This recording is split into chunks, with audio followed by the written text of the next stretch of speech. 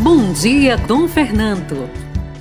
A mensagem do arcebispo de Olinda e Recife, Dom Fernando Saburido. Muito bom dia, meus amados filhos e filhas, ouvintes de nossa querida Rádio Olinda.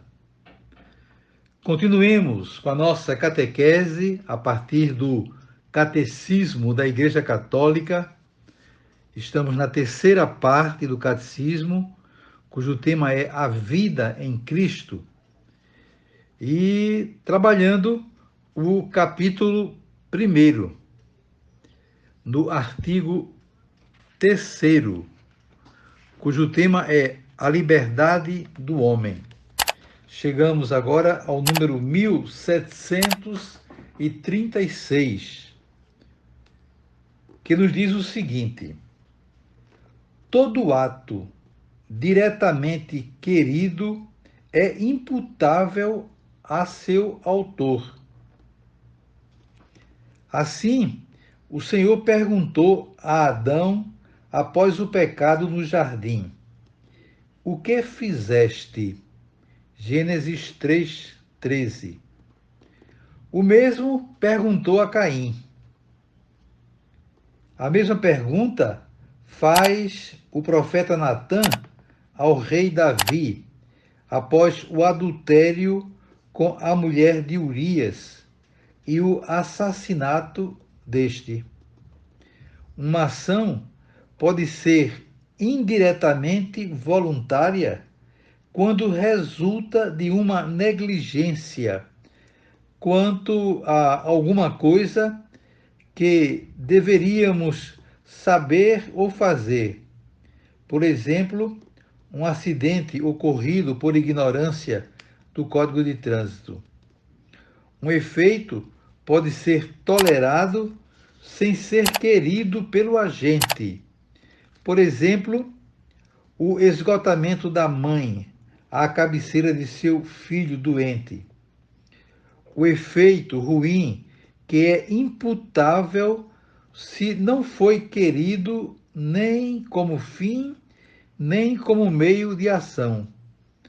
Como poderia ser o caso de morte sofrida por alguém quando tentava socorrer uma pessoa em perigo.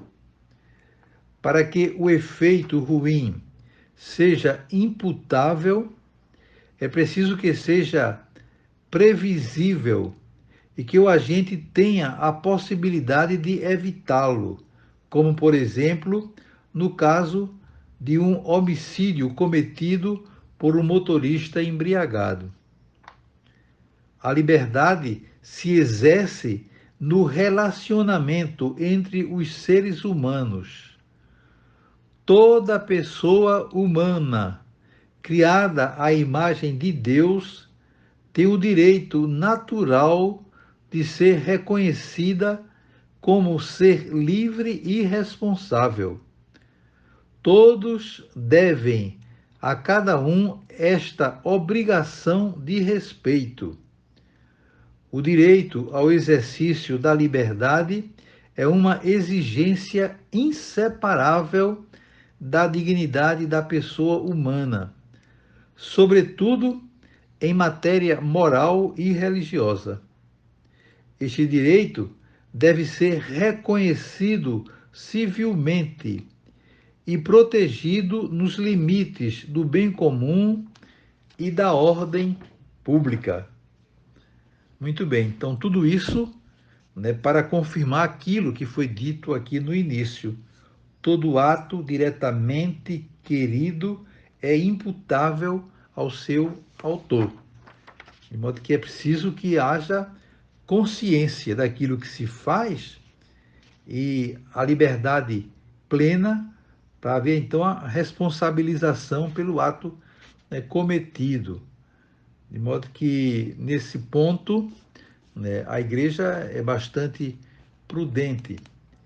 Mas, uma vez consciente do mal que poderá acarretar um ato qualquer, é preciso que aquela pessoa pense bem antes de fazê-lo, para evitar qualquer dano que venha prejudicar o irmão, que venha prejudicar a pessoa. modo que a nossa missão é, de fato, fazer o bem, optar, como já falamos anteriormente, pelo caminho da retidão, pelo caminho da vida, e nunca negligenciar esse caminho, não absolutamente ceder de forma nenhuma a tentações que venham simplesmente nos agradar pessoalmente, mas que contrariam plenamente a vontade de Deus, e poderá haver consequências realmente muito graves daquele ato. Então nós somos responsabilizados por isso, não tanto humanamente falando, quanto também diante de Deus. Lógico que todo o mal causado deve ser reparado. Então tudo isso fica guardado no nosso coração, para que possamos agir sempre com plena consciência, com plena retidão, buscando sempre o bem dos nossos semelhantes. Desejo a vocês todos um dia maravilhoso.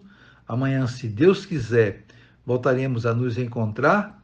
E sobre todos e todas venham as bênçãos do Pai, do Filho e do Espírito Santo. Amém. Olinda, a Rádio da Família.